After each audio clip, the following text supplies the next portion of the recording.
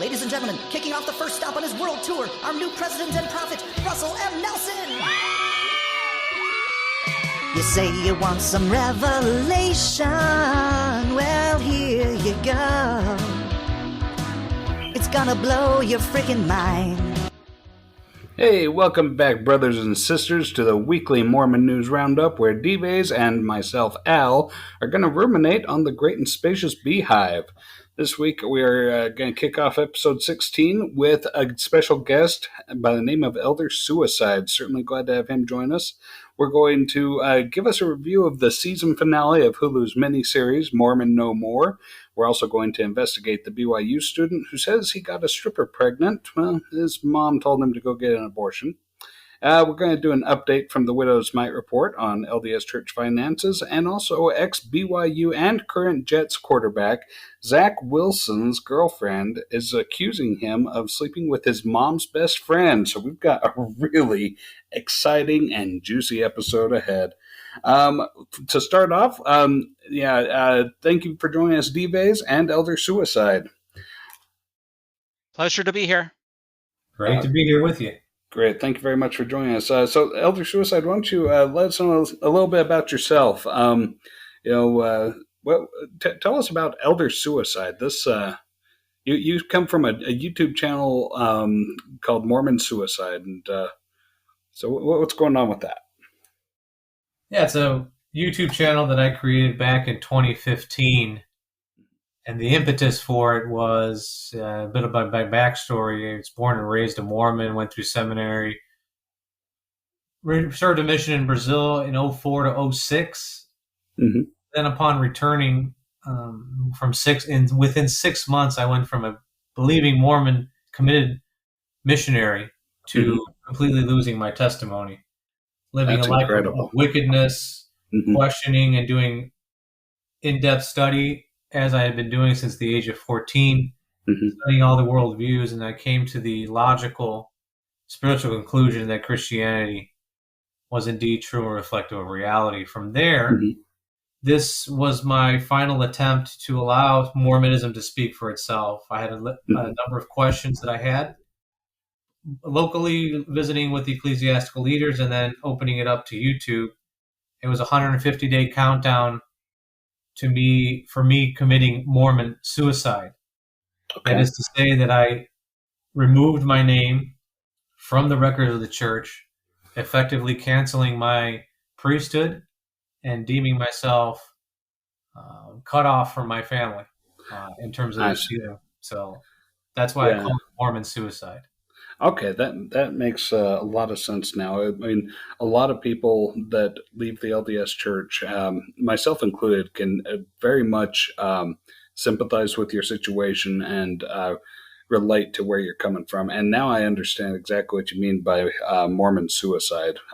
When that a lot of times submitting your resignation letter, that is exactly what it can feel like, cutting yourself off from family, friends, the world that as you knew it before. So I can appreciate where you're coming from there. So what's the purpose of your YouTube channel? What kind of videos do you post? Well, first and foremost, of course, as an evangelical Christian, I'm trying to reach out to true believing Mormons, doubting Mormons, and guide them through a faith transition, hopefully landing in Christianity. Try to explain the misconceptions that many Mormons have about Christianity, and teaching Christian doctrine to Mormons and teaching the problems of Mormonism in a very thought-provoking manner. That's my primary goal. Secondary to that is reaching ex-Mormons who have then become atheists. As I've read extensively books published by atheists, for atheists, and books published by atheists in general about their paradigm and their worldview. So I have a segment on my channel called Awful Atheist Admissions, which I highlight some of the most awful things that atheists have pontificated. If the atheist can go after the Bible in terms of its ugly passages, then I feel full reign to go against the atheists for what they have written. And Sure. many times there are many atheists that I've talked to are not anywhere near aware of what Mm-hmm. their own ilk have said on certain Mm-hmm. matters. Yeah, certainly. I know that, like, when it comes to atheism, there's not nearly any kind of structure. Although there are certain prominent atheists, let's see, some of the more famous ones that they would put out there would be Christopher Hitchens, or let's see, what's the other one that I'm thinking of? Yeah, so you have Yeah, Four Horsemen, you have Dawkins, yeah, Hitchens, Dawkins is that one. Bennett, and Yeah. for me, those are pretty much lightweights. Uh, Mm-hmm. I really consider them intellectual lightweights, with probably Dennett being the most prominent or most robust. Mm-hmm. Whereas I go to the more sophisticated, philosophically trained atheists, Nietzsche, Sartre, Yeah. Camus, Mm-hmm. and the like. Yeah, exactly. When you get into the big philosophers, and these are the types that those such as Dawkins and Hitchens would refer to. So I can understand why you'd refer to them as lightweights. Um, all right, and so how's the response been to your YouTube channel? The response has been overwhelming. I feel very blessed by what it has achieved in its short period of time. About 5,000 views every month. It's Mhm. minuscule, but it's impactful. Yeah. And Well, you get the range from true believing Mormons trying to either ask you sincere questions or try to attack your position, to ex-Mormon atheists doing the same. So, yeah, for sure. as I say, I'm an equal opportunity offender. All right. Well, we're certainly glad to have an equal opportunity offender here with us, and what we have always tried to do here with our Mormon News Roundup is provide a nice discussion area where people, regardless of where you're at on the spectrum, can come together and just look at some of the more interesting news topics that are relating to Mormonism. So whether you're true believing or anti and out, or atheist, or wherever you're at. Yeah, come and talk with us. We'd love to talk with everybody about what's going on in the world of Mormonism. Rather, that's why we call it ruminating on the great and spacious beehive. That's a phrase that Dive's coined, and I love it. I'm going to go ahead and start us off with our newest segment on the show, is the Mormon Joke of the Week. Are you guys ready for this one? Yes, absolutely. Okay, so I've come across a joke that involves three travelers. There's a rabbi and a Hindu and a Mormon missionary, and they're all traveling together. But it gets late, and they find a local farm, and they decide they're going to ask for a room for the night, seek some refuge in this farm. So the farmer says, "Okay, well, I've got room for two people in the house, but one of you's going to have to bed up in the barn." So the Hindu says, "Well, okay, you guys go ahead and take the house. I'll go bed down in the barn." Goes out there, and then a few minutes later, there's a knock on the farmer's door, and the farmer answers, and it's the Hindu. He says, "I'm sorry, there's a cow out there in the barn, and cattle are really sacred to my religion, so I just would not feel comfortable or worthy to share a bed with such a holy being." So the rabbi says, "Well, that's fair. If I'll go out there into the barn. I have no beef with cattle." And then a few minutes later, there's another knock on the door, and the rabbi's back, and he says, "There's a pig out there in the barn, and I really, it's forbidden in my culture to have anything to do with pigs, so I just can't do it." And so that leaves the Mormon missionary, and he goes out there, and then a few minutes later, there's another knock on the door. The farmer answers the door, and there's a cow and the pig, and they say, "Man, this guy out here just keeps wanting us to read his dang book. Can we come in?" Yeah. Very nice, Al. There you go. All right. So there's our joke for the week. That's good. That's good, Al. Let's just give me a couple of follow-ups here, Yeah. debates here.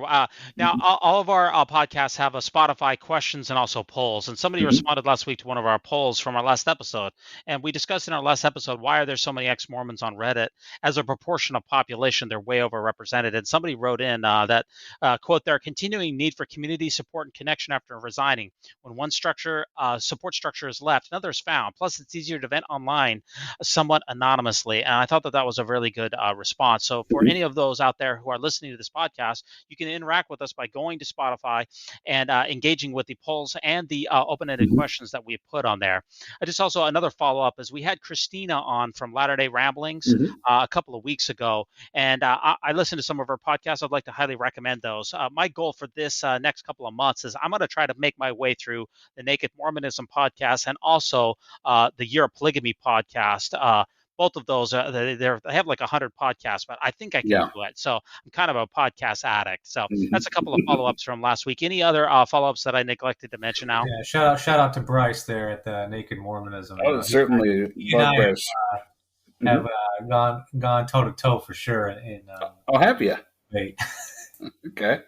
Yeah, I've listened to Naked Mormonism. Excellent podcast. Bryce is very well read up on and very thoroughly studies the topics he goes on, and also the Year of Polygamy. I'm not as familiar with it, but it has excellent reviews. So definitely a couple shout outs there to Bryce and to the Year of Polygamy podcast. So Naked Mormonism, and good luck to you, Dives. This is going to be an amazing year for you, I think. I have a lot to learn, and I think those are a couple of good sources for me to learn. So excellent ones. Yeah, excellent. I got to increase my knowledge. So some of the news articles from this week, our first article here, we're just going to cover this extremely briefly, is that the Logan Temple, this was published just today, July 15th by Charles McCollum, staff writer on hjnews.com. And it says, Goodbye Green, Logan Temple lets iconic lawn go dormant to save water. And to my knowledge, this is the first temple that has gone brown as far as trying to conserve water. Now, some of the meeting houses have gone brown, but I do not believe that any of the temples have. Now, they're keeping a green section close up to the temple so that if you're getting married, you can have, if you're getting married, you really don't want to have a brown lawn. I was married in the Mount Timpanogos Temple, and I don't think I would have appreciated a brown lawn. But what do you got? Any quick reaction to this brown temple? We're going to see more of this, guys. Right off the bat, my wife and I took a drive up to Pocatello last week, and we decided, well, let's go through Cache Valley, and we wanted to see the site where the Smithfield Temple is going to be.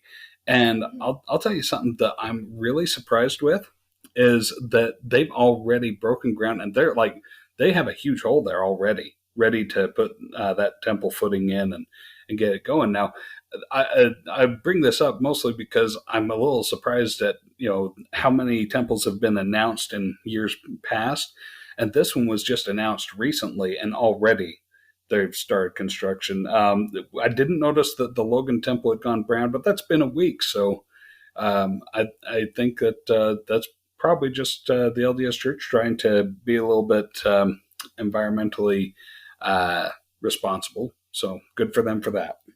Yeah, it's a nice sentiment. If you're in the middle of a drought, you shouldn't be using too much water on these things, and you're going to see other temples also go brown, as well as some of the meeting houses. It's just a brief article there. What about our next one, Al? Okay, moving on. So, Andrew Garfield is getting nominated for an Emmy for playing the Mormon detective Jeb Pyre in Under the Banner of Heaven. This one comes from the Salt Lake Tribune, and he's got a really good set of acting chops on Andrew Garfield. I don't think he'll win the Emmy. He's up against some pretty big ones like Michael Keaton from Dope Sick and Colin Firth from The Staircase. So there's some really good nominations out there. I don't know that Andrew Garfield's acting job was enough to get him the Emmy, but he really shined when it came to the crisis of faith moments. Other than that, his representation of an authentic LDS person was close, but just as close as someone who's never had anything to do with the church can get, I think. Let me ask you, Elder Suicide, is Andrew Garfield deserving of an Emmy for his Under the Banner of Heaven role? Nomination, I'll grant you that. I have a very strict criteria. I call Mhm. movies masterpieces, and you can take this Mhm. as you will. There's the Mhm. 5 criteria. The acting has to be on point, including the extras. The script has to be on Mhm. point. Storyline has to be on point. Mhm. Soundtrack has to be on point, and you have to go through every human emotion during the course of the movie. For me, those are the 5 criteria I've used Mhm. to rate movies and or shows, and this one certainly falls short of that. Mhm. Yeah, that's why I think that he probably won't win it.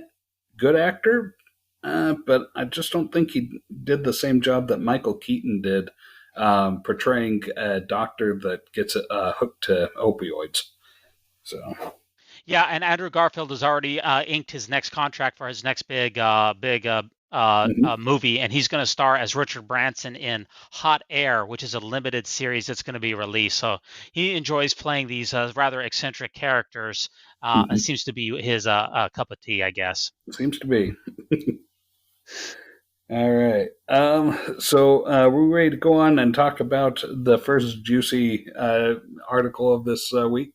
You bet. All right, BYU alumni Zach Wilson, who is the current quarterback for the Jets, is making a big trend on Twitter. So, Yeah.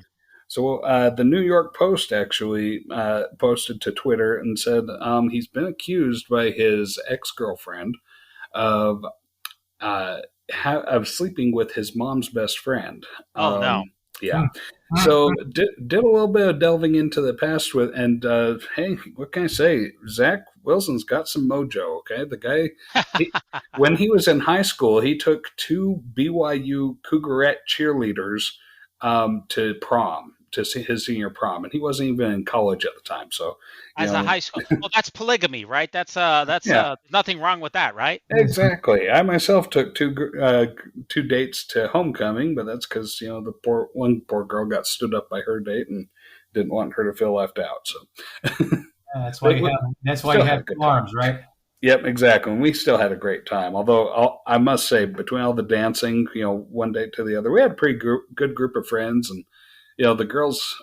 Somebody got to sit out every once in a while, but boy, all the boys were busy So all night long. what is his Mhm. relationship status now? Is he still with his girlfriend? What is going on? Why is this No, trending? What's no, happening? it's his ex girlfriend. This is trending because it just kind of blew up. Like, oh well, he's been chasing cougars even before he was a cougar, and even when he was a cougar, and now after he's a cougar, and so the guy likes cougars. What can I say?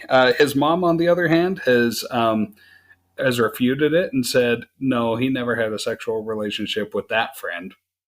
So Oh, she's effectively ruled out one friend that this he gets around, doesn't he? it sure does. And he was he took the Jets up to some ranch in Idaho for a pre camp retreat, and they just had a good time relaxing. And so he responded on Instagram. He came back and said, "Yeah, self reception was sketchy while I was up there. What did I miss?" Yeah, well, he missed blowing up Twitter. He missed blowing up the entire news articles in Twitter. I mean, Yeah.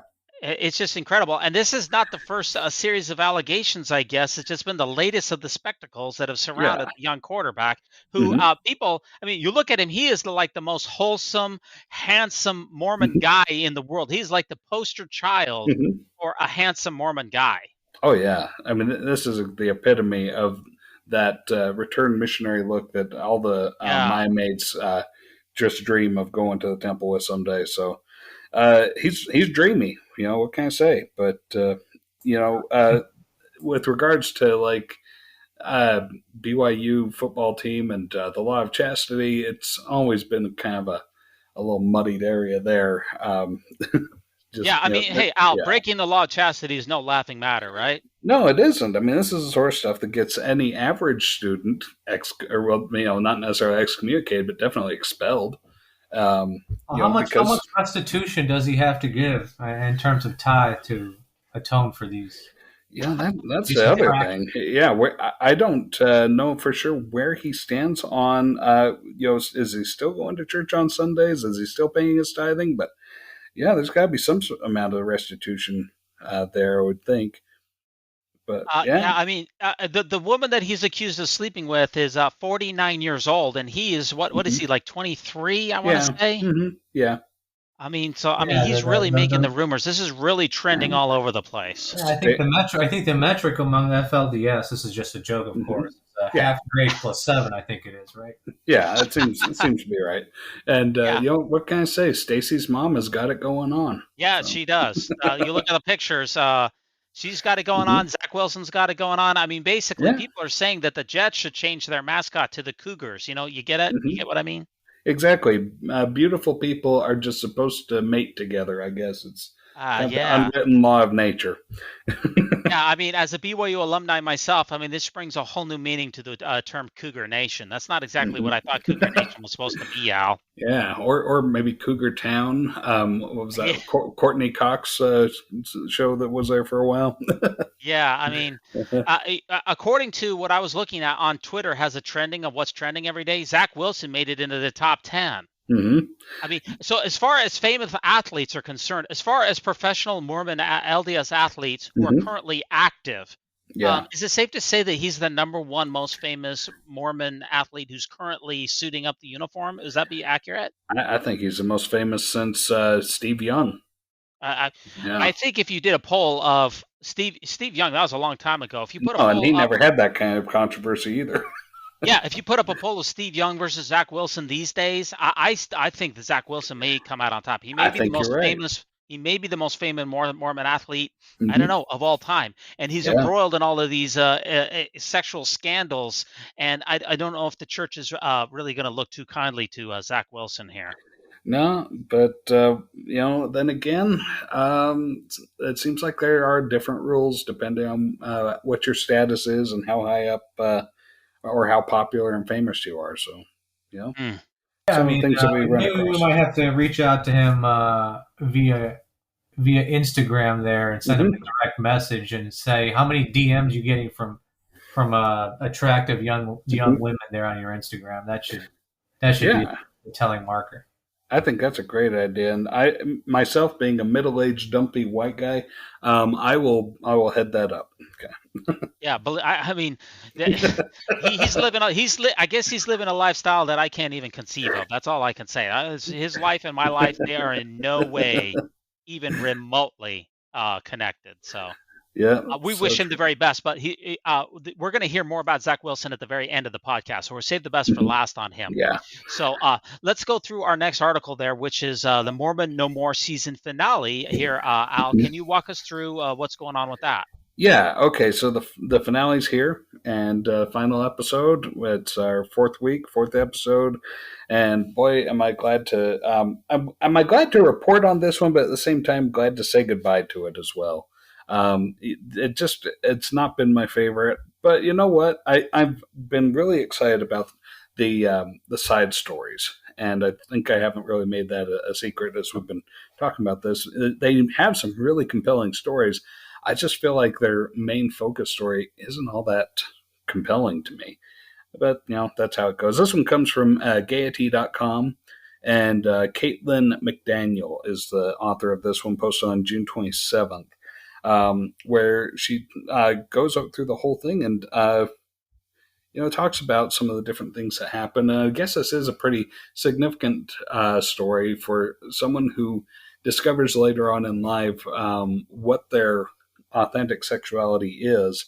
It can be a real life-altering thing, a big life-changing moment. It certainly rocked all of the worlds of the people involved in this story. My wife and I, it got us talking about it, and what would happen if say she were to discover that she was a latent lesbian and decided that she needed to go and marry somebody else. I'd say, well, that's okay by me as long as I get to come with, because that's just it. Is I love my wife regardless. I want to be with her all the time, and so. For these ladies, Lena and Sally, to just pop this on their husband and say, "Oh, we met somebody at church, and we want to be together, us and not you." So, yeah, it's been a wild ride watching these ones. Yeah, so The, there's four parts to this particular episode. So yeah. let's talk about this first section. As the Mhm. upcoming nuptials are approaching, the stress is mounting, and Sally gets cold feet, and they're arguing about the money for planning, and Mhm. they're fighting over the planning details. This is like the first conflict that we've seen in the show. How Yeah. did you feel about that first section, Elder Suicide? Yeah, I'll be honest with you. I mean, it's pretty hard to stomach for me as an evangelical Christian. I think when I analyze or psychoanalyze Sally herself, she seems to be a very depressive person altogether. Mhm. Very hurt, traumatized in comparison to Lena. And I think, quite frankly, as the years go on, that'll be the source of more discontentment. That's just going to be Mhm. my prediction. Divorce rates among the LGBT, QQIA, PPP plus 2S movement as akin to, heterosexual couples. Mhm. So, I mean, we'll see what happens. Yeah. But I think I have to Sally's probably be agree. the source of that. Yeah. Yeah, I definitely have to agree with you on that, Elder Suicide. It's as I'm looking at this, just Sally. It seems to me that when she and Lena are talking about the wedding and the wedding preparations and stuff, and looking for like shopping for wedding dresses and stuff, um, Sally, I don't think Sally really understood going into this that she was not going to be the bride. She is very much the groom in this marriage, and that I don't know if that's the way it has to be, but it's definitely the role that she took on, and it seems like she's kind of butthurt about that. She didn't want a traditional wedding. But that's exactly what Lena wanted. She wanted the traditional wedding. She wanted, her family there. She wanted her dad to walk her down the aisle and stuff like that. And, Sally's just like, well, no, this isn't what I want at all. But, okay, if that's what you want, I'll go along with it. And so I see that, even inside Sally, there's a lot of struggle because, I keep seeing her trying to look for, like some sort of masculine strength to hold on to, and then she kind of realizes that she's actually the one that's supposed to have that masculine strength, that's supposed to be that in the relationship, and it's kind of mind blowing to her when those moments happen, but they do happen from time to time, and there's no secret about it when you watch. Yeah, and there's a side plot in this particular episode which talks about a bisexual, multi-racial ex-Mormon who contends with bigotry. So her name in the series is Polly Mendoza. So she Mm-hmm. is she's Latin American. I believe she's from Central America. I'm sorry, I forget which Yeah, country. Bolivia. Right. She's Yes. Thank you. Yeah, she's part Bolivian, and her father. No, her father's Bolivian. Her mother, I believe, is from Europe. Yeah. Yeah. And she tells her bishop she tells her bishop that she's pregnant with her unmarried boyfriend, Hmm. who's not a Yeah. member, by the way. And the Hmm. bishop says to consider giving up the baby for adoption, and it goes through her pain and struggles. Hmm. And what really resonated with her was the fact that she reviewed those Brad Wilcox tapes that talked about the racism in the Hmm. church and the sexism, and those type of things really bothered her. How did you Yeah. feel about that second segment, Elder Suicide, about Polly Mendoza? Yeah, that was the most captivating portion of the entire episode. And Brad Wilcox is just your rank and file strong fundamentalist, or what we would call a hard fundamentalist Mormon, Hmm. Yeah. to make that assertion that he made. In his mind, it makes perfect sense. Obviously, to the outside world, it's deeply offensive. And now with Polly herself, and what I really enjoyed was seeing that the handbook was detailed on the show, where in this situation, the church's policy, official policy, is that the baby be given up for adoption. And of course, going through the bishop roulette, the judge of Israel apparently deemed it such that those circumstances were fulfilled. So, Well, I think that the church handbook, first of all, says that every effort should be made to let the couple get married. I believe that that is what the church handbook says. And in the event that that does not happen, I believe that the handbook says that the bishop says that the person should consider giving the baby up for adoption. I believe that that is what the handbook That's discusses. correct. That's correct. No doubt about it. Thank you for balancing that. And nevertheless, I think to the policy itself,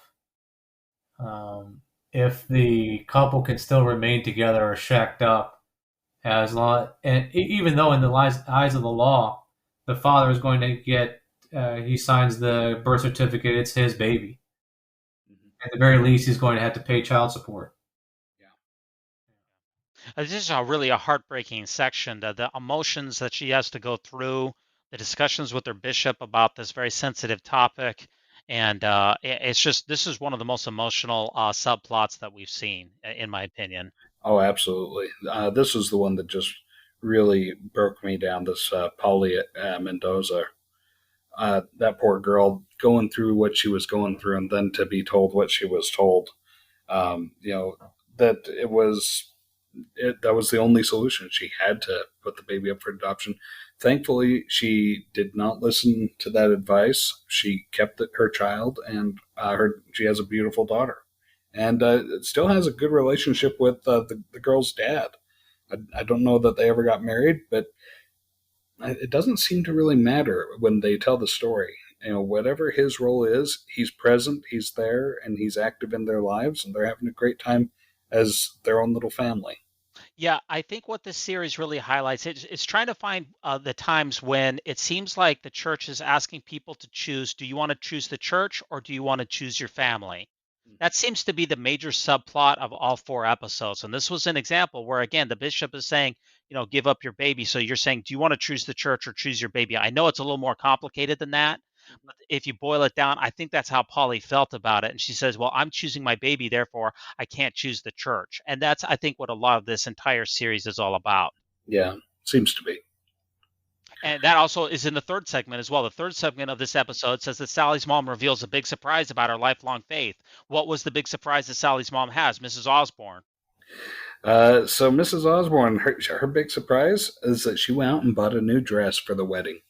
And this new dress is not, shall we say, temple appropriate. Whoa. It's missing sleeves. But let me tell you something. This was, as far as the main story goes, and maybe this isn't part of the main story, I would consider Mrs. Osborne to be almost one of the side stories here. But you see the look on her face. She is so happy to be wearing this dress. Her husband and son are both just enthralled with the fact that it doesn't have sleeves. They're kind of shocked, at the same time, they're shocked, but they're also excited about it. Like, hey, good for you. Because she just looks like she's so happy. She's like, this is the first time I've ever worn something that showed this much skin. And she just felt cute. She felt pretty. She was having a great time. And she was really excited about, being part of her daughter's wedding. Yeah, and we're just talking about a little bit of shoulder here. We're not talking about anything too dramatic here. Oh, no, not like Lena's wedding dress. No. There was a lot of skin visible in Lena's wedding dress. It's just amazing how much excitement that she got over with just simply showing the fact that she is wearing an outfit that shows a little bit of her shoulders. That is just incredible to me. I'll say, I've said it once, I'll say it again. I think the day you lose your testimony, the day you take your garments off, that's when you're basically officially over with the church. Yeah, I think you're right. For many people, that's the day that it comes, the reckoning comes. That could be the last thing. It's either that, elder suicide. I agree with you that is the case for some people, but I think the case for other people is the last day that you write a tithing check. I think it's those 2 things that really is the last. Those are the last 2 mental barriers to people leaving the church. Yeah, I can see both of you guys' point, and I'm with you guys. And what I find amazing about the segment is that not only did she wear a dress that's showing her shoulders, but both Osbornes, both Mr. and Mrs. Osborne, are leaving the church. I did not see this one coming at all from the beginning. I don't know. Did you guys see that coming, or am I the only one who missed that? It seemed like this whole journey happened so fast. We're dealing with things like they mentioned some things as recently as May of this year, 2022. And in May, we had this podcast going. This is very recent stuff that has been brought out, and they said, the Osborne parents said, yeah, we got looking into some things. We did a lot of reading, a lot of studying, looking into church doctrines and histories, and we just decided that this church no longer is something that we align our beliefs with, so we're going to leave. Yeah, that was a big shock to me. I just did not see Yeah, that coming at all. big shock. Yeah, I mean, because they were arguing in earlier episodes about Mr. Osborne said specifically in an earlier episode that the church is what brings people together. It's the only way to get to heaven. It's the way that families are supposed to be, is you're supposed to be in the church. And then the next, in 2 episodes, they're gone. Wow, how does that happen? It seemed like it happened so fast. Yeah, it was a very very fast moving moment. So, but it was exciting too. I mean, to see where these guys were at, and the whole future to them looked bright.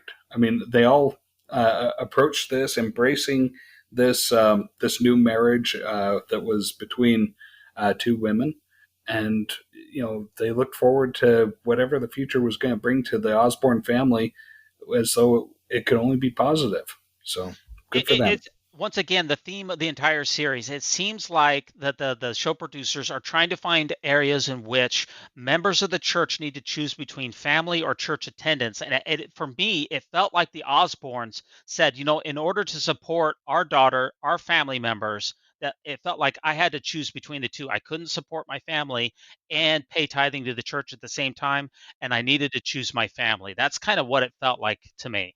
That's exactly the line that Sally drew. She said, yeah, you can't pay tithing to a church that says that I'm an invalid human being. So, that's where they came from.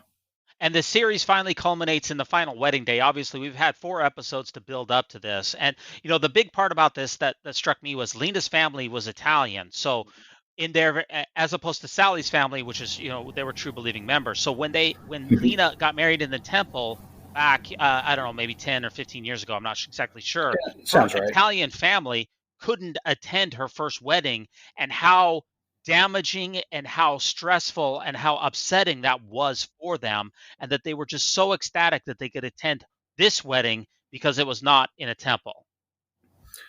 Yeah, exactly. So this was a big moment for them for sure. Yeah, how'd you feel about the wedding ceremony, Elder Suicide? Quite frankly, confused by the entire thing. I just hold a traditional view of marriage, and for me is to try to, when you hear the words two wives, when one of them is trying to have that masculine role, during the course of the episode as well, you see a sort of authoritarian position taken by Lena, asking for submission from her partner. That's an interesting dynamic there as well, when she appears to be the more feminine role. And so those things were trying to digest for me. Yeah. I'm curious to see what Sally's feelings are going to be when she finds out that Shane is, dating other women now. Because it seems like Shane's gone through this process of, he was pushed into a divorce that he didn't necessarily want it, but what could he do? And now, he doesn't want to be alone for the rest of his life, so he's out there looking, he's dating. I'm curious what Sally's feelings are going to be about that. And it kind of seems like Shane has moved on, but Paul hasn't. Yeah. Mm-hmm. I'm kind of reading between the lines there, but it seems like that yeah. that he wishes he was back in the relationship. I know. Well, yeah. I mean, he wants to be supportive, and I really identify with Paul. I think that I would probably take a Paul approach if I was in that situation. I want to be supportive of my wife and my spouse, the love of my life. And, that's one of the things that I thought was a little cheeky, as they referred to, oh, yeah, you're going to be, there with the love of your life. And like, this is both of you guys' second marriages. So, I mean, I don't feel like either of them have the right to really use that term, love of my life. But then again, it's not my, not my circus, not my monkeys. So Yeah, my wife watched this episode as well. She gave a couple of comments that I'd like to close out with, and she said that it's unrealistic to expect all or any or all of your kids to follow the exact same path you did or are currently devoted to. And then only having examples of old white dudes who have been married once, are currently married, and all of their kids are sealed to spouses. That's not healthy or inclusive. So, I mean, if the church perpetuates a single one size fits all, this is the way that marriage is, you're white, everyone is always in the church, everyone's always happy, nobody has any questions, nobody has any doubts, then as soon as the ripples of life come along, then that's where trouble began. So uh, that was her feedback for everybody. And of course the church itself declined to comment for the show, which is unfortunate because when I think about the church, I think, okay, this is the time that they're asking you about this episode. This is the time for the church to come out and say, hey, the proclamation is the word of God, and this is the way that things should be, and this is God's official stance. I don't understand why you would be declined to comment for a show when your purpose as a church is to preach the gospel and spread the message. If someone wants to know what your message is, why don't you give them the message that they were wanting to be seeking? That I don't understand. Mm-hmm. Fair points. I would really love to meet your wife someday because I find those thoughts that she had to express very provoking, and I would really like to talk to her sometime. That sounds like a really well thought out thoughts. Hey, Elder Suicide, any other thoughts on this entire series before we wrap this one up? Yeah, I mean, I think the last thing, of course, is the children. That's probably the one thing that I really worry for. Statistical studies, sociological studies show there's even people in the movement itself that advocate that know that the studies state that male husband, female bride is the best situation to raise children in, and I think that's what the husbands are looking at as well. The angst that they feel, the stress that they feel to have the children in the situation that they find themselves currently in. That's 7 children between the two, the Lena and Sally. So I think that's the one thing that gets kind of lost in this entire episode. But we'll see the ramifications here down the road. Yeah, they certainly didn't highlight the children and their experiences at all. Yeah. They were never even named, really. No, I understand not naming. Well, they named him in the first episode, I guess. But okay. I know a lot of times, when it comes to minors, that they try to protect them as much as they can. But this I completely agree with Elder Suicide on that one. It was a matter of the kids are secondary to mommy and mommy, in this, and that's what's really bothered me about this whole show from the beginning. It's just if people don't revolve around their entire world and life around these two women, then they're painted as the bad guys, and I just don't think that's fair. This podcast is brought to you by our friends over at Signature Books, www.signaturebooks.com. We invite you to check out their latest book written by Romney Burke, which is entitled Susie Young Gates, Daughter of Mormonism. Brigham Young had over 50 wives and 56 children, but none has better name recognition than daughter Susie Young Gates. She lived from 1856 and died in 1933. Yet she, like so many women of Mormonism's past, has remained a mystery to most church members. In Susie Young Gates, Romney Burke, the author, paints a portrait of a strong woman who rose to prominence within the church, fought for the rights of women throughout the country, yet dealt with personal trials and her share of heartbreak. Hey everybody, it's D-Vase here. Thanks so much for listening to the Mormon News Roundup. If you haven't heard about Anchor by Spotify, it's the easiest way to make a podcast with everything you need all in one place. Allow me to explain. Anchor has the tools that allow you to record and edit your podcast right from your phone or computer.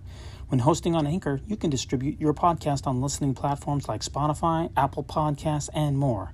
It's everything that you need to make a podcast all in one place. And best of all, Anchor is totally free. So download the Anchor app or go to anchor.fm to get started. Okay, thanks for your thoughts, guys. Let's go ahead and Elder Suicide. You found an article this week that tickled your fancy about Mormonism. We're hoping that you can let us know what it is Yeah, and so why you just think it's in the interesting. vein of the YouTube channel that I represent, I like to take on the doctrinal matters of the church and sort of interact with them. This article here is entitled "Girls Should Be Passing the Sacrament, period, full stop." Should be exclamation point, by Sam Brunson, out of By Common Consent. It's a very prominent Mormon blog. And basically, his whole impetus for this is that in his home ward, due to COVID, there are a diminished attendance, a small amount of priesthood holders to pass the sacrament, and he has 2 daughters. So he feels that they should be able to participate in the passing of the sacrament, given the fact that Doctrine and Covenants, section 20, verse 58, doctrinally states, "But neither teachers nor deacons have authority to baptize, administer the sacrament, or lay on hands." So his beef doctrinally is this very verse that teachers nor deacons have the authority to administer the sacrament. He paints it as sort of a traditional thing that the church does by having deacons and teachers pass and prepare the sacrament. And he feels that women should as well. He cites a incident that took place here in Chicago, where I live, in Hyde Park, which is where Obama used to live.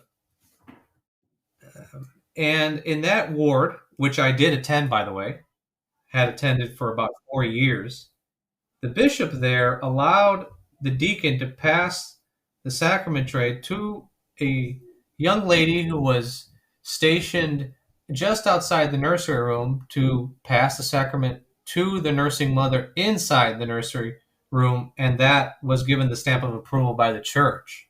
And so he wants to take this example, it's a logical fallacy, and then extrapolate it all the way to the extreme of allowing all young women, full stop, to pass and distribute and prepare the sacrament. Oh, that's very interesting. I wasn't aware of that. Doctrine and Covenants, section 20, verse 58. That is a very interesting section. Mm-hmm. Yeah, to have it said in the doctrine right like that okay, well, teachers and deacons don't have the authority to administer a sacrament. That's fair. So the teachers, they do the preparation of it and get the cups all filled with water and the slices of bread put into the trays, and then cover up the sacrament on the stand beforehand, and then the deacons typically pass it. But there's really nothing so sacred about. I mean, not to make too light of it or anything, but there's something so sacred about passing it. I mean, I saw exactly what Elder Suicide saw in that article about girls passing it into the mother's room. Although I don't know if that's ever really been a big thing, but okay. Even so, it also mentions people like women passing it between rows and further down the pew. Yeah, I mean, Yeah, exactly. yeah. So what's the difference? That's a great point, Elder Suicide. That's why your channel, by the way, shout out to your channel. You ask a lot of great questions. You bring a lot of good insights. It's because the deacons, the passing part is not an ordinance. The saying a prayer for the priest, that's an ordinance. That's a consecration. Yes, correct. Yeah. Yeah. Okay. That's a consecration. That requires authority. Just handing someone a tray, that's not an ordinance. Baptizing someone, again, in my opinion, that would be an ordinance. But just handing a tray to someone, that's not an ordinance, and that's why people can pass it. Who or even excommunicated member, if you give them a sacrament tray, they can hand it to someone else down the row, and that person can take it even from an excommunicated member. Yeah, and that doesn't nullify the sacrament or defile it in any way. Yeah. I think a lot of times the church will use the studying the ark analogy. I think we've talked about that in a past episode. But this isn't the same thing as or it's not on the same line at all. This isn't like, oh, I'm going to go and grab hold of that sacrament tray and pass it and usurp a priesthood duty. No, this isn't what's going on. This is just a matter of, well, you're losing members. You don't have the priesthood holders around to fulfill the responsibilities, maybe it's time to consider letting some people that have their genitals on the inside pass sacrament.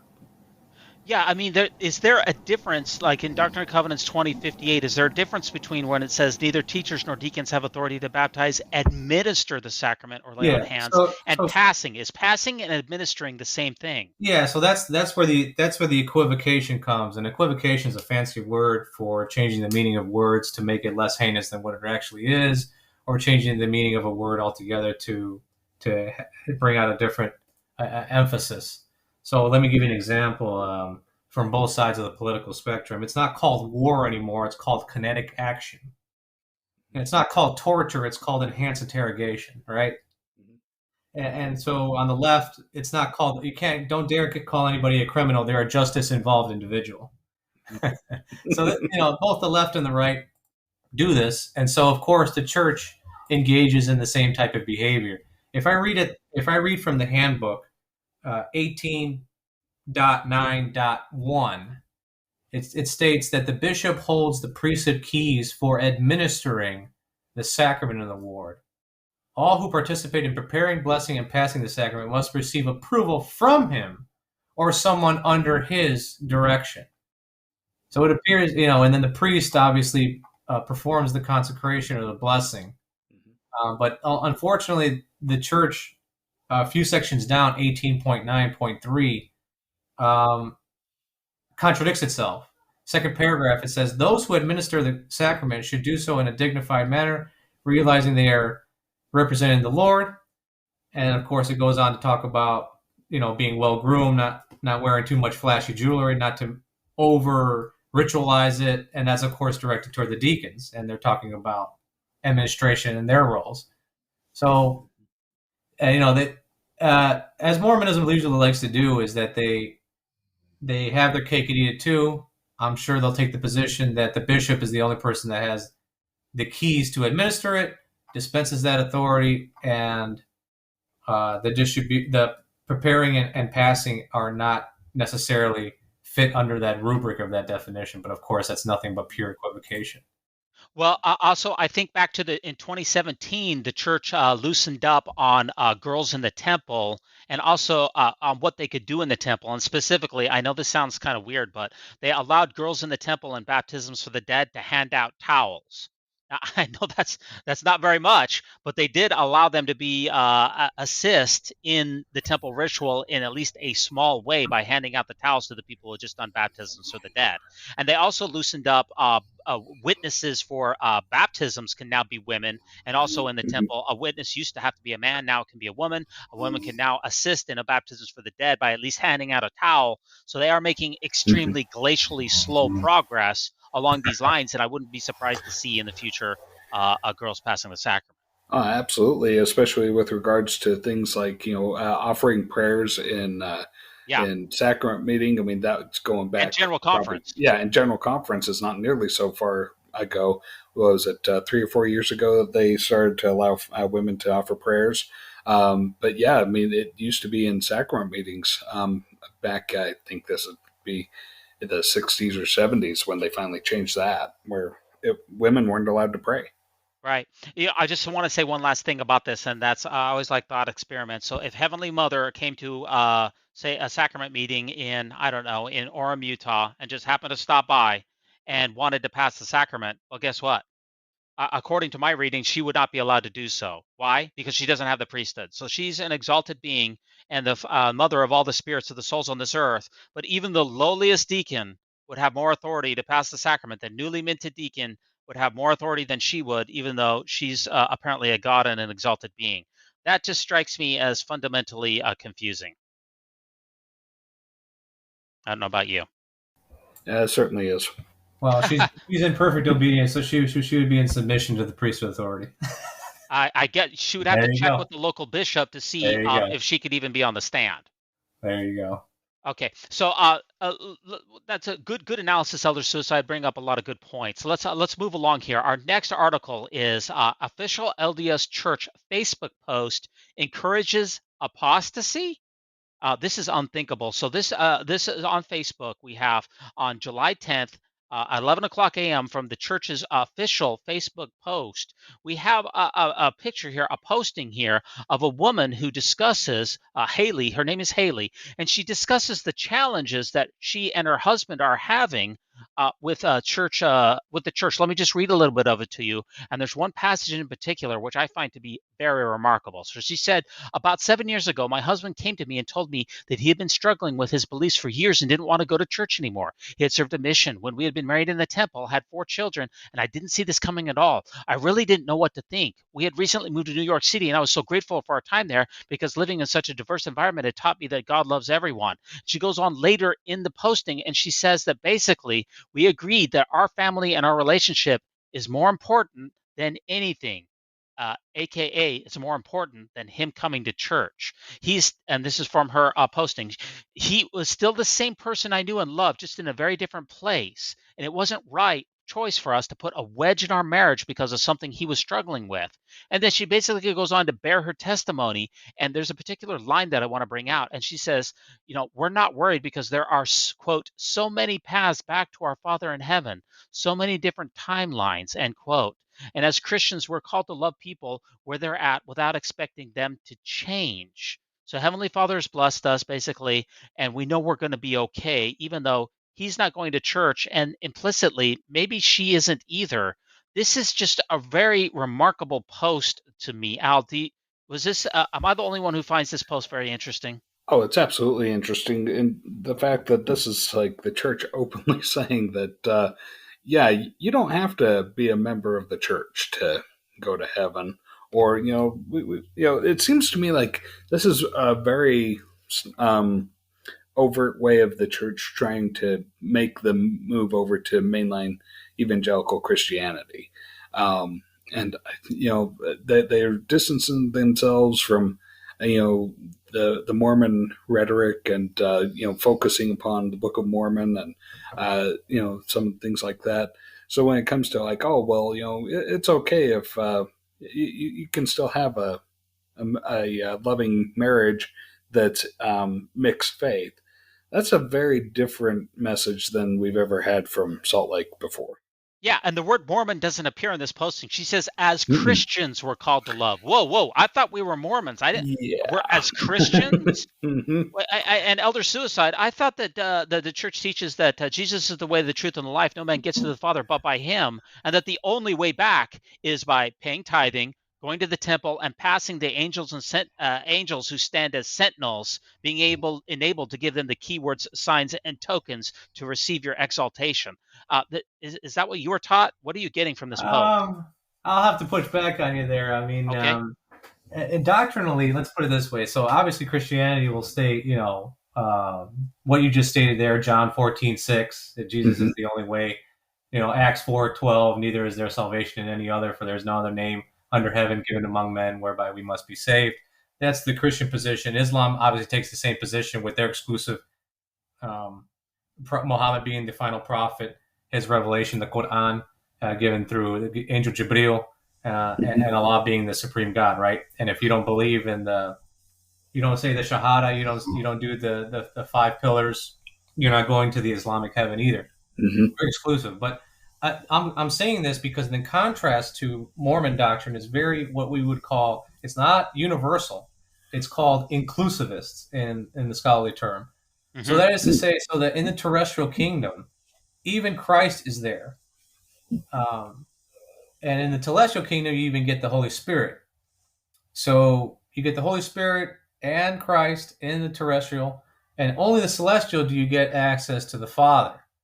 So mm-hmm. It's very inclusivist. Many paths can come. So in a roundabout way, what this shows me is an assimilation type of thing. The Mormon Church seems in this post alone trying to shy away from exclusivist language and trying to move towards more assimilating language. That's very interesting. But she did say there are so many paths back to our Father in heaven. She didn't say God. She said the Father in heaven. Well, that's where the error is. Yeah, because there's not many paths to the celestial kingdom, As you Yeah, stated very according clearly, to the Church of discussion. Jesus Christ of Latter-day Saints, I thought there was only one. Yeah. Am I missing something? This post has me a little bit befuddled. Yeah, so when I was pushing back, I was just trying to give a fuller context. But you're absolutely right. I mean, there's only one way back to the Father, and that's through the faith and obedience to the ordinances of the gospel. Right. So I mean, they're trying to. I think we just talked about this in the Mormon No More episode. We saw that when a lot of people, when they have to choose between the church and their family, the church is losing that battle time and time again. And I think this is really a response, maybe even directly to Mormon No More, saying, "Hey, let's chill out. Let's love our families, and we can still be part of the church. Maybe not as strongly as we were." And maybe not in the same vein as Mormonism used to be 100 years ago when we were in Zion here in Utah, when everyone was dyed in the wool and it was 100% ready to go. If you have to choose between the church and your family, we don't want you to have to make that tough choice. Is that what that's what I'm getting, at least? Seems to be, and I'm really shocked that this is on the church's Facebook page. You know, that's a pretty prominent place for it to go with regards to social media. Yeah, it's a pretty unprecedented because it seems to be condoning it, at least in a small way, that Yeah. apostasy, that you can still apostatize and be okay. Yeah, Whereas rhetoric in times past, even from Brad Wilcox, from Elder Ballard, and others, says that when you let go of the iron rod, you've lost everything. That's the Brad Wilcox quote. Yeah. check back in a couple months, make sure this hasn't been redacted in some way or removed it altogether. I'll bet you're exactly right. This is something that feels like they're testing the waters and they're looking to see what kind of response it's going to get, what reception it has, and then they'll review. And maybe so. We'll keep our eye out. Again, this is a Mormon News Roundup. This is your official source for Church of Jesus Christ news. And I just want to mention, if you want to get in touch with us, it's www.mormonnewsroundup.org, or send us an email to kolob@mormonnewsroundup.org. That's KOLOB at MormonNewsRoundup. That's with two N's .org. And let us know your thoughts about an official LDS Church Facebook post, which seems to be encouraging or at least condoning apostasy.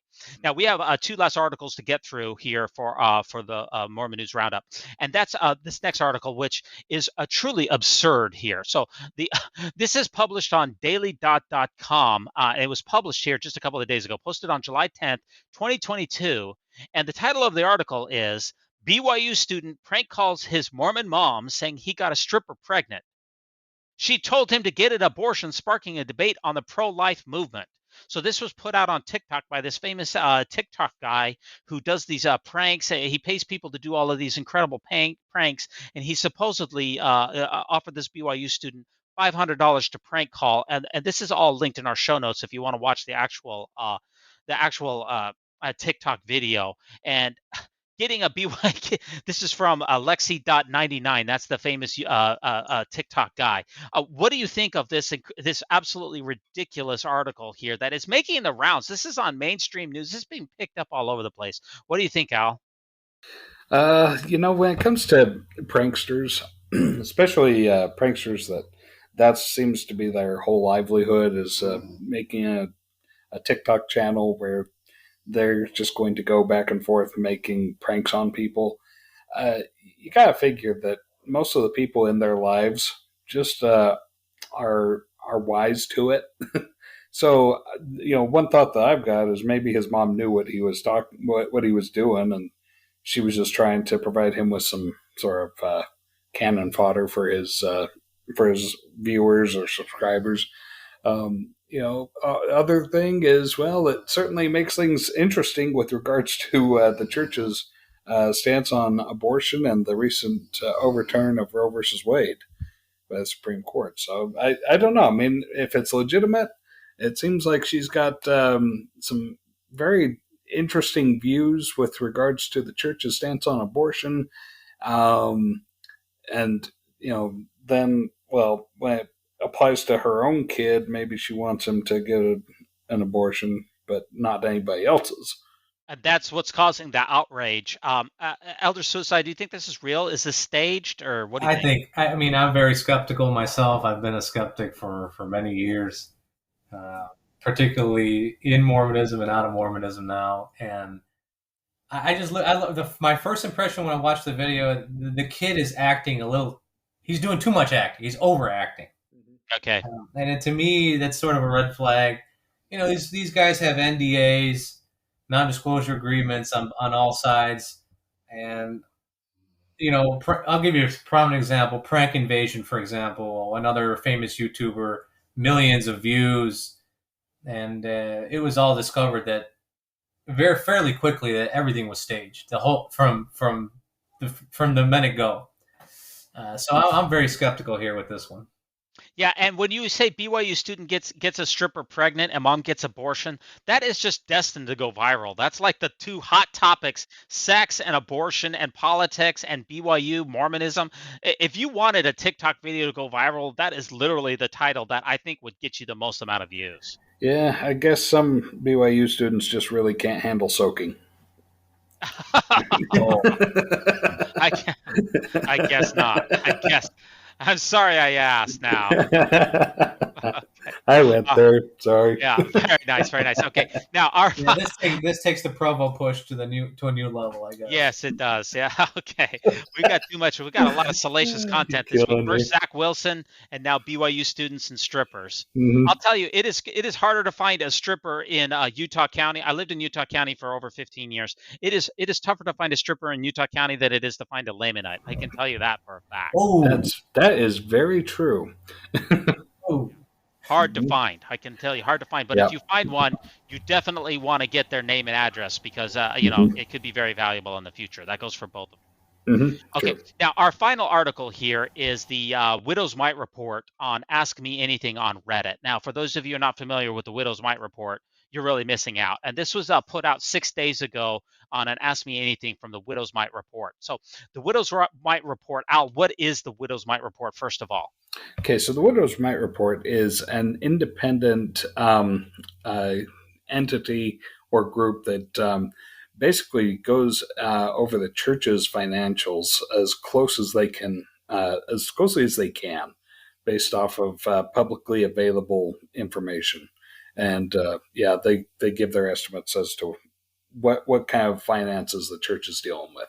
Yeah, so we got a nice Q&A, and they took about maybe 20 questions through this, and they really gave some really detailed answers. If you want to peek behind the opaque curtain, which is the church's finances, I don't think you can find a better source than the Widow's Mite report. Elder Suicide, were you able to review this Ask Me Anything, and what stood out to you from this particular Ask Me Anything? Well, for me, the number on the humanitarian aid just a year or two ago was very striking. The news has been out there for a long time, about a decade and a half, about how much the church has given over the course of a couple of decades. And if you extrapolate or do the math, it's very, very paltry amount. I had asked, and someone's going to ask me about this post production here. I actually confronted L. Tom Perry, the apostle, shortly before I apostatized from the church, about this very fact and the spending that was made at the mall right across the street or in the vicinity of the Salt Lake Temple, and the contrast between the humanitarian aid and how much was spent in the mall. He actually became physical with me, actually shoved me and became agitated. This is all on video, by the way. I do have a video of this, but I've never released it. You got shoved by an apostle. So you guys get the exclusive audio on the story here, because I've never shared that story anywhere else. Wow! But that the Ask Me Anything with the number that they presented, I was quite astounded. Near $1 billion is what I read. Is that correct? I'm sorry. First of all, what the question is, how much does the church give for its annual humanitarian? Is that your question? Correct. So I was reading that it was close to $1 billion in 1 year, a couple of years ago.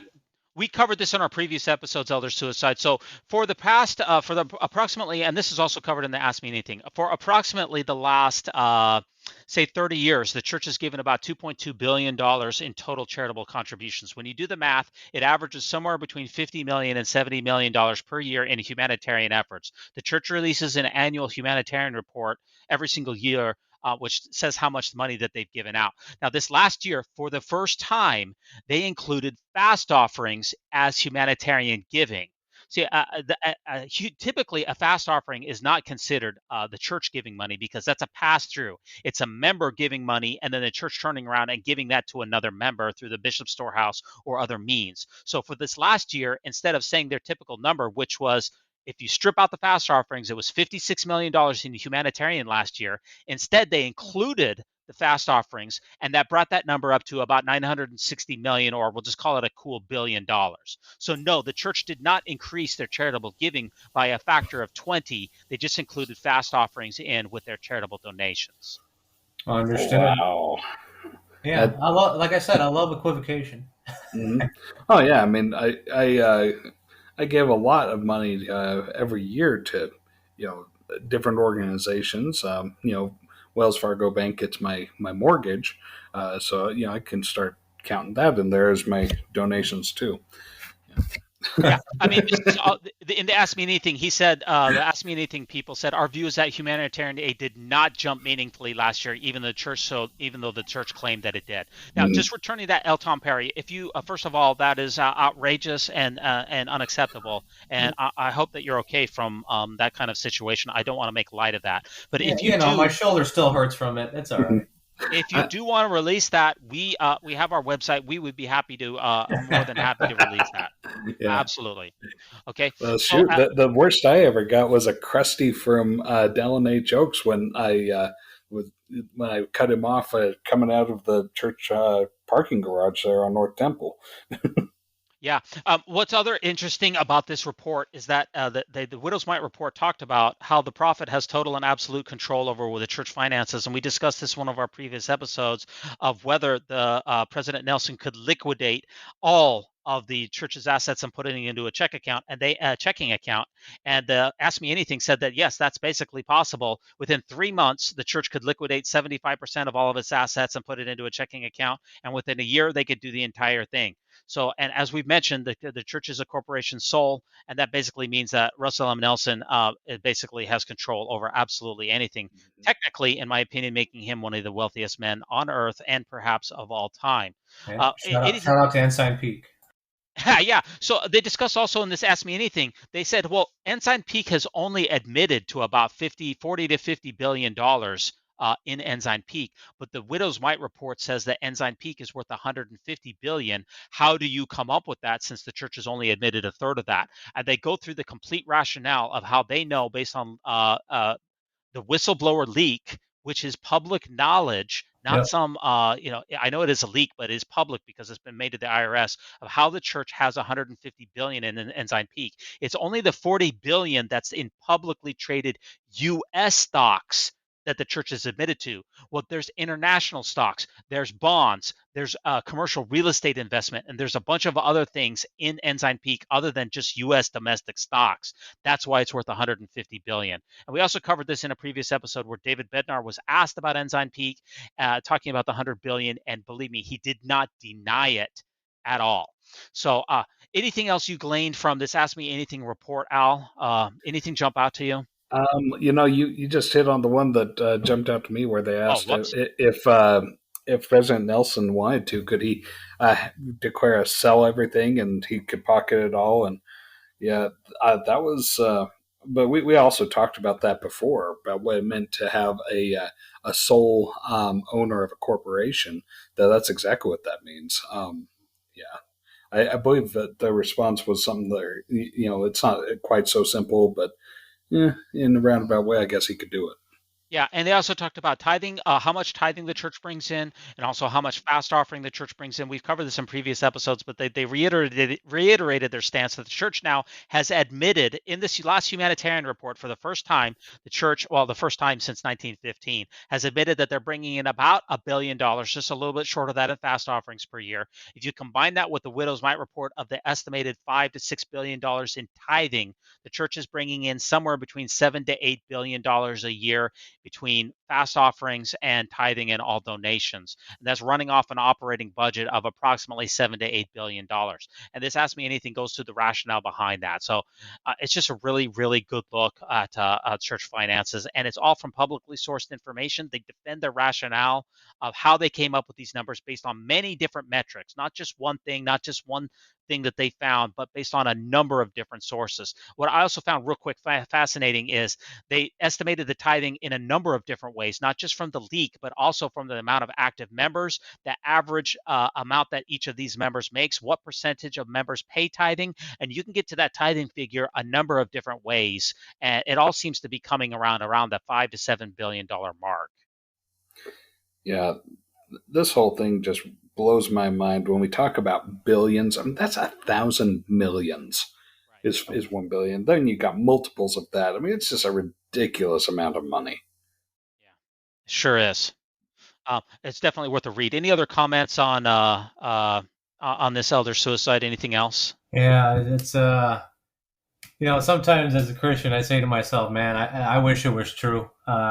You see the church, the Christian church, always begging for money. They're always talking about tithes, offerings, and all. You never hear this from the Mormon Church, from the LDS Church, and they've done really well in stewarding their money, multiplying it. We'll take it from the Kirtland Safety Society bankruptcy to what Ensign Peak touts now. It's quite impressive. As a finance major myself, having looked at the documents, they look as real as they possibly look, unless they're Photoshopped or doctored in some way. They look pretty good. Yeah, they do look pretty good. Just real quick, the church in Nauvoo was in extreme financial difficulties when Joseph Smith died. The church was not worth very much at all during that time, and the church barely made it out to Utah in 1899. That's the famous Lorenzo Snow, and remember the prophecy of the rain? That's when the church's assets were being seized by the federal government for polygamy and other things. The federal government was seizing assets, and then the church was having to lease back their own buildings to be able to hold services. The federal government was taking tithing from the saints, and that's where we got the Lorenzo Snow. And remember, the tithing started to be enforced in 1899. Around 1899, the church was worth zero. They were not worth 1 penny. In fact, they were negative assets. So all of the growth that has taken place in the church is from 1900 on. They didn't have any assets up until that point. And also, if you take a look back in 1959, that is the last year that the church released robust financial reports. That's because in 1959, once again, the church was going insolvent. This is covered in, that's the reason that the church commissioned that Lorenzo Snow tithing video to begin with. So around about 1960, the church was worth almost nothing once again. They were going to have difficulty making payroll. The church had built a lot of buildings, and they were really in financial straits. It was an emphasis on tithing starting in around 1960 that brought the church back out. So all of the growth of the $250 billion that the church is now worth, which is documented in the Ask Me Anything Widow's Mite report, all of that is 1960 and beyond. It's all in the last 60 years that it grew that much. So they're probably better. They're probably equal to Goldman Sachs day traders. I mean, on the same level at the very least. For sure. Yeah, they've been very. It started with N. Eldon Tanner, who was a great businessman. He brought in proper accounting principles, and it continued on with Gordon B. Hinckley, who was also very shrewd on these things. So, the church, I mentioned this before, the real stone cut out of the mountain without hands that was in the book of Daniel, that was King Nebuchadnezzar, that was not the Church of Jesus Christ of Latter-day Saints, because the growth rate of the church is not growing. It's not growing to fill the whole earth. It's, in fact, the growth rate of the church has declined every year for the last 10 years. The global rate of growth in the world's population is growing at a larger rate than church growth rate. Okay, so that can't be the stone. But I'll tell you what the real stone that was cut out of the mountain without hands. That's that tithing stone. When that tithing stone was released by Lorenzo Snow in 1899 in St. George, that truly has filled the whole earth, because the church is the number one owner of real estate in the world and has more assets than anyone. That's the real stone that was seen by Nebuchadnezzar, in my opinion. That fits. And that stone, interesting exegesis, I'll have to say. yeah. Well, when you have $250 billion a year, and you only did this last year, how much did they do in humanitarian? $56 million. So if you have $250 billion in total investments and assets in real estate, and you only give out $56 million, now I know the church obviously has a number of expenses. Temples have expenses, BYU has expenses, but the total amount of church expenses is only about $8 billion.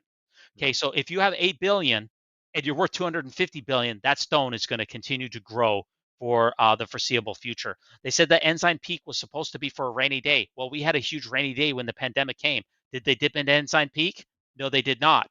Unless you count the $250 million settlement for the Boy Scouts, I guess you could call that a rainy day. But for the saints that were hurting, they did not dip into it, because that is not the purpose of the ensign peak fund. Yeah. At least they flew the missionaries back home, I guess. That was their big PR. That's true, Elder Suicide, but don't forget that as soon as the pandemic lifted, they raised the rates of the missionary rate. It went from $400 a month to $500 a month. And that happened, I want to say, right at the end of the pandemic. Yeah. So, I mean, the church could write, I just go back to this, the church could write the check for all of these missionaries. If you take all the missionaries that there currently are, there's 58,000 missionaries, and the cost for them is $500 a month. If you do the math, the church could just write, it's about a $350 million missionary effort.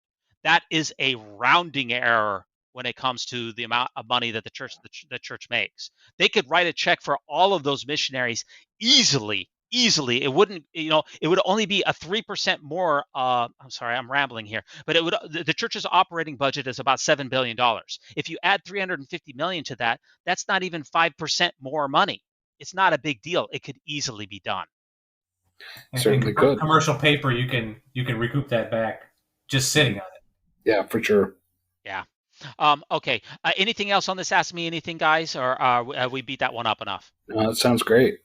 Okay, we're getting close here to wrapping things up here. I just want to talk about our Patreon. We put on a few new tier levels on a Patreon if you want to come and support us there. Patreon.com/MormonNewsRoundup. And I also just posted an article there for the first time about how I was healed by Spencer W. Kimball as an infant.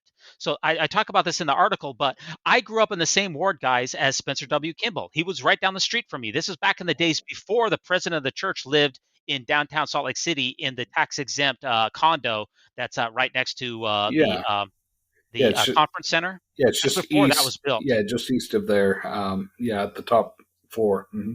Yeah, he lived in his home. He had security there, but he attended our ward from time to time. And that's what the Patreon article talks about, is how I was healed as a baby by Spencer W. Kimball. I suffer from a very rare disease. It was called failure to thrive syndrome. So if you want to learn more about that, just go on to Patreon, become a lowest level tier, and you can unlock that. I also want to discuss, I'm bringing a new channel in conjunction with with Steve Pinecker from Mormon Book Reviews, and it's going to be called Mormon Movie Reviews on YouTube. So basically what we're going to do here is we're going to take you back through the archive of nostalgic Mormon videos to bring you some of the most entertaining and obscure videos officially produced by the Church of Jesus Christ of Latter-day Saints, BYU, and unofficial LDS-centric filmmakers. The show is going to highlight the wonderful faith-promoting cinematic gems right along with a few cringe-worthy whoppers. I mean, you're not going to read about these hard-to-find movie reviews on Rotten Tomatoes. So we're hopefully going to be releasing this within about a week. Join us for a Mormon cinematic adventure and watch to see what masterpieces or flops we uncover when we queue up the beta and VHS tapes. How do you like some of those old Mormon videos that were produced in the 60s, guys? Oh, my goodness. I grew up the child of a seminary teacher, so we'd go over after hours so my dad could finish up work at the seminary, and he'd sit us in the library with the VCR, and we'd just go through tape after tape. This is going to be an interesting one. I'm looking forward to it. Yeah, there's a lot of great ones, and there's a lot of tear jerkers, and then there's a lot of duds, and there's a lot of entertaining content. We're going to be reviewing them all. In fact, our first review is going to be on The Windows of Heaven, which is that old classic produced in 1963. Yeah, I was in the pre-existence at that time. Yeah. Yes, yeah. Okay, so now our final segment here, Al, we have a new segment here where we're going to wrap up on here. We got a lot going on this podcast, but our new segment here is that we're going to release the poll, the Mormon News Roundup poll of the week for this particular episode, and that is available only on Spotify. So let me walk you guys through this poll, and I want to see which one that you guys. Let's take this poll together, and I want to get you guys' feedback. Okay. So what best explains why BYU alum and NFL quarterback Zach Wilson is trending? So that's what our listeners can go out there and interact with us. We want to know your thoughts. Why is he trending? This ought to be good. Okay, Al, will you read us the number one? Yep, will do. Number one, the Lord works in mysterious ways while Zach Wilson works his mom's best friend. Hey, whoa. Maybe that is why he's trending. I'm not really sure. Okay, that could be it. I knew this was going to be good. Number two, perfect example of God using the weak things of the world to grow his only true church. Mm-hmm. Hashtag Zach Wilson Moroni's Promise. Wait a minute. Zach Wilson Moroni's Promise? Mm-hmm. Yeah, let's get that to trend. That has a nice ring to it. That needs to definitely become a thing. We're to our listeners out there, we're going to be tracking this hashtag, Zach Wilson Moroni's Promise. Check that hashtag. It's going to go global. I have a feeling. Okay, what else? Number three, throwing bombs, banging moms. Oh no! Okay, well, there's a lot of truth to that. Number four, it may be the off season, but Zach Wilson is still getting plenty of action. Yeah, he is. He's getting a lot more. He's got a lot more action in high school than I got in my entire life. I'll say. Number five, he's a 10, but he doesn't wear garments on the job, and he works on Sundays. Oh, that's sad but true. Yeah, so those Maya maids out there, I guess they call them something else nowadays, but yeah, they're just going to have to find somebody else that's more temple worthy. Number six, looks like Zach Wilson was bearing more than his testimony. Yeah, he was bearing quite a bit, I guess. Mm-hmm. And number seven, gives a whole new meaning to every member, a missionary. Yeah, it does. Elder Suicide, if you had to take this poll, which one would you select there from? What best explains why BYU alum and NFL quarterback Zach Wilson is trending? Did we lose him? I'm taking number six. Number six. I'm taking number six. Like Zach Wilson was bearing more than his testimony. Yeah, for those that are subscribers to my channel and smash that subscribe button, they'll know why I picked number six. Absolutely. Yeah. Good stuff. Now, we are on Twitter. We're at @NewsMormon, and we're also on Facebook, YouTube, and we want to thank Elder Suicide. We've linked to your channel, which is MormonSuicide. We've got that in our show notes. Is there anything else, guys, or have we ruminated enough on the Great and Spacious Beehive? No, just want to throw a quick shout out and thank you to our sponsor, Signature Books, and also to Weird Alma for allowing us to use his music for our intro and outro. We always get a big kick out of those. And thanks a lot, Elder Suicide, for coming on the show. Really appreciate it. Gentlemen, it's been a pleasure. Yep.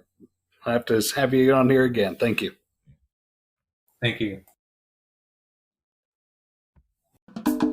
When it comes to nicknames of the church, such as LDS Church, the Mormon Church, to remove the Lord's name from the Lord's church is a major victory for Satan.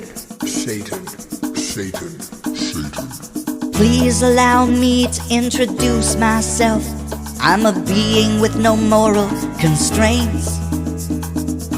My number one goal is to hurt the Church of Jesus Christ of Latter-day Saints.